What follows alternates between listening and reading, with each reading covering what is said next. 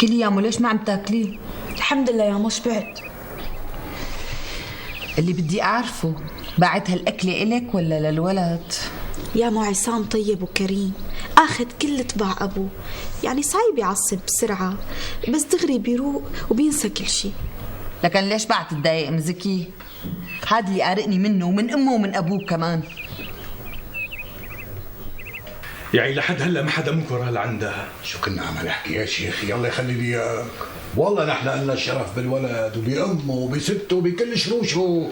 أنا خص نص يوم الجمعة دابع خروفين للطفية ولا ابنها ولا ابن ابني. بارك الله فيك يا أبو عصام، بارك الله فيك. الله يخليك. وأنا رايح خبره. خلينا. السلام عليكم. وعليكم السلام ورحمة الله. شو لك سيدنا؟ أهلين يا عصام.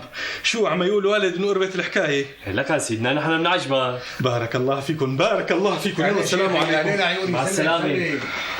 أخ يا ريتنا حسبنا حسابه بالصفيحة.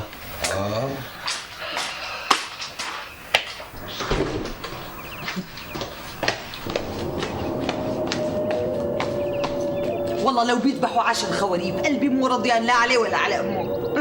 قرتوها قال.